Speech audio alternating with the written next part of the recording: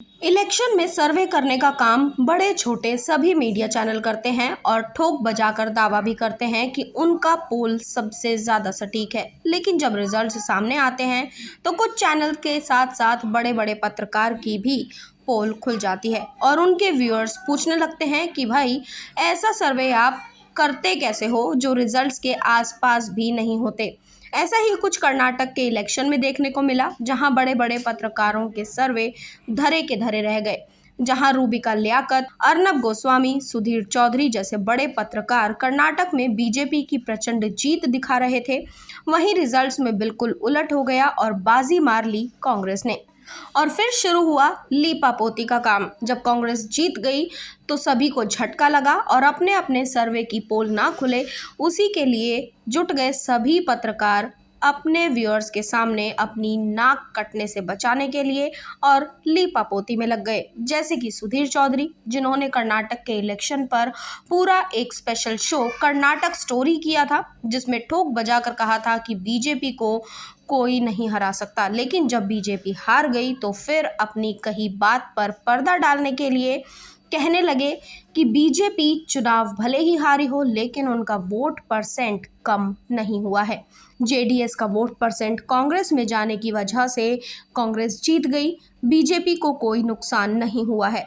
अब कोई उनसे ये पूछे कि जेडीएस का वोट परसेंट कांग्रेस में ही क्यों गया, बीजेपी में क्यों नहीं गया, जबकि कई चुनावों में ऐसा भी हुआ है कि बीजेपी का वोट परसेंट कम हुआ फिर भी बीजेपी जीती, तब भी ये यही कहते हैं कि चल गया मोदी मैजिक।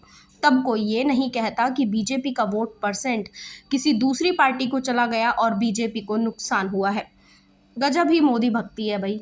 और अब बात करते हैं रूबिका लियाकत की। कल के रिजल्ट्स में इन्हें तो बहुत ही जोर का झटका लगा। कैसे, चलिए बताते हैं। इन्होंने तो रुझानों में एक बार तो कांग्रेस और बीजेपी के बीच टाई ही दिखा दिया, जबकि पूरे दिन में एक बार भी ऐसा नहीं हुआ। रूबिका जी दोनों पार्टी के बीच कांटे की टक्कर दिखा रही थी कि कब पासा इधर पलटे कि उधर। यहाँ तक कि इन्होंने तो ऐलान भी कर दिया कि बीजेपी को बजरंग बली का साथ मिल गया और कर्नाटक में एक बार फिर बीजेपी का कमल खिल गया है। लेकिन कुछ ही मिनटों में जब गेम पलटा तो सारे दावे धरे के धरे रह गए। और अब बात करें अर्नब गोस्वामी की, तो इनकी मोदी भक्ति तो अलग ही लेवल की है। इन्होंने तो काउंटिंग के वक्त बीजेपी के प्रवक्ता को भी पीछे छोड़ दिया। कांग्रेस रफ्तार से आगे बढ़ती जा रही थी और ये जनाब कह रहे थे कि ये चुनाव कांग्रेस का है ही नहीं, कांग्रेस इस रेस में ही नहीं है। खुद उनके चैनल पे रुझानों में कांग्रेस जीतती हुई नजर आ रही थी, लेकिन वो तो बीजेपी की जीत पर मोहर लगाए बैठे थे।